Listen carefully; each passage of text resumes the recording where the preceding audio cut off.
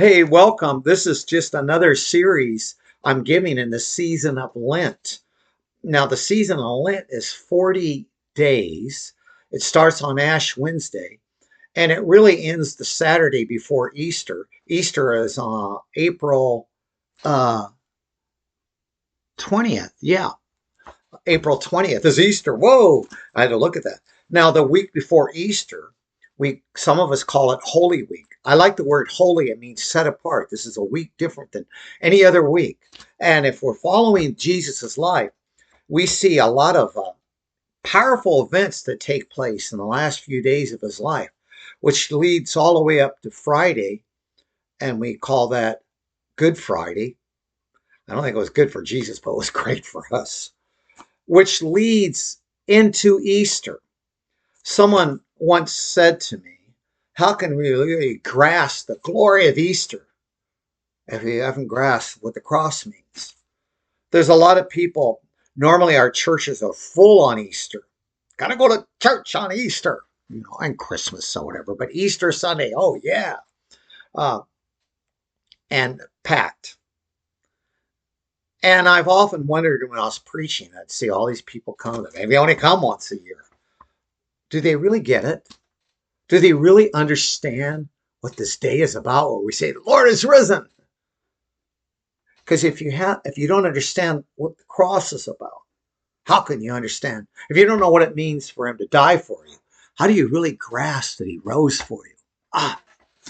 Well, I think the season of Lent really gets us ready for Holy Week. Holy Week gets us ready for Good Friday, and then really it's Saturday evening is there's sometimes there's a service some people go to on Saturday evening, and then we come into Easter.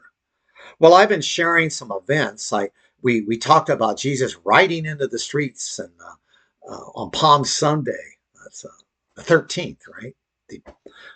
Of April, and people yelling Hosanna. We talked about that. Then we talked about Jesus overturning the tables, the money changers, and the anger of Jesus. We talked about that. And in Matthew, Mark, and Luke, after that event, uh, Jesus meets with the disciples and has a special meal with them. Call it the Lord's Supper, but it's a Passover meal. And now this is interesting again. Now, John, the Gospel of John, sometimes is called the Maverick Gospel. And that's who John's are anyway. Because in John's Gospel, by the way, the overturning of the temple tables and temple chamber, Jesus is really mad. This is my Father's house of prayer. You turned it into a den of thieves. You can read that in Matthew, Mark, and Luke. But it's interesting. In John's gospel, that comes more towards the beginning of his ministry. Matthew, Mark, and Luke have it towards the end. Some people said, well, maybe Jesus had to do it twice. Maybe so. Don't know. But the other thing that's interesting in John's gospel, he doesn't record the Last Supper, the Lord's Supper. Some of us call it communion or the Eucharist. Now, John doesn't record that. He does talk about the foot washing. Let's share about that next week. But Matthew, Mark, and Luke talk about this. It was something new. I could see the disciples. They do the traditional things that they do on Passover. And there's a lot of things rituals. Our little church at River Cross in Visalia, and you're more than welcome to join us. You can catch us online or get back with me. I don't care. But we're doing a special on Monday, Thursday, the Thursday before Easter at our church. We're doing what's called a Seder Supper. Powerful. We're going to have a great time with that. But at that Lord's Supper, when you read it in Matthew, Mark, and Luke, Jesus does something new. He kind of doesn't break tradition. He goes, whoa, this is new. We've never had this before. This is where Jesus breaks the bread. And he says, this is my body given for you. And you could see them taking a piece of it and eating it. And then he takes the cup and said, this cup, This is my blood shed for you. And they go around, pass it, and drink it. No COVID back then, right? And I don't know if they really understood. I'm sure they did not. Later, I don't even know if we totally understand it. Now, it's interesting because some people believe in the Baptist world we grew up because, oh, yes, this is very important, the Lord's Supper, but it's not really his body and it's not really his blood. But here's what it means. That's how I grew up. Nothing wrong with that. There are some people that actually believe, they really believe that this is his, somehow when the priest blesses it, it really becomes his body. It really becomes his blood. Uh, it's called transubstantiation, you know. But some people believe that. I've got two communion, Lord's Supper illustrations I want to share with you. One is kind of humorous, the other is very serious. The humorous one, when I was going to seminary, I did an internship at the Oakland First Baptist Church. And we had a new pastor there, and I was going to seminary, and Gail was with me my last year. And the pastor said, I went into the office, I think it was during the week or something, to do some things. And the pastor said, oh, John, we're going across the street now. I go, really? Because the Catholic Church was across the street. We're like, yeah, we're going to go talk to the priest, because he said, I just found out that once a year there's a tradition where one Sunday all the Baptists go to the Catholic Church. And I guess I'm supposed to give a message, the pastor says. The next Sunday, all the Catholics come to the Baptist church, and the priest gives a message. And I don't know how this works. And by the way, this priest was a young guy. Gail would look at him and go, what a waste, what a waste.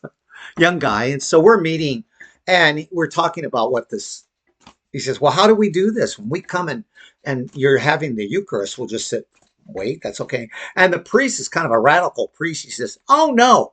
You come and join us. You put the meaning you want to put on it. Whoa. This was kind of a radical priest. And we're going, really? And he says, yes, because the Pope, Rome is a long ways off. Very radical.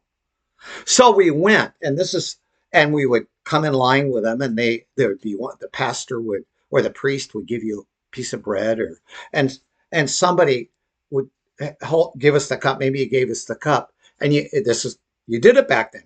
Not with COVID and all that stuff. You actually took a sip. Well, I knew it was wine in it. I just knew that. But we're in line, and there's this lady, older lady in our church. She might have been in her 80s, 70s, maybe old like me. She did this. She took 2 gulps. She goes, wow, this is really good. That was humorous. But when I was pastoring a church, we did it where the people would come up, and somebody would give them the bread, and then you dip. And I remember this young, she was a teenager, and I'll never forget this. She comes up. I think I gave her the bread, and somebody else gave, and she's starting to cry as she dips it in and eats the bread. She's crying, After service, I said, I can't remember. I'll say Tammy, but that wasn't her name. I said, Tammy, are you okay? Why were you crying? And she goes, I don't know, Pastor. Something happened to me when I took the stuff. I think at that point I became a sacramental Baptist because there is something special about this meal, this communion, this Eucharist. Prepare yourself when you take it. Some of us do it once a month. I know some churches that do it every Sunday. But there's something powerful about the presence of Christ with us when we share in the Lord's Supper. Okay, next time we meet. And John, he doesn't record that, but John does talk about the foot washing. Boy, I can't wait to share with you that too. God bless, and welcome to the season of Lent.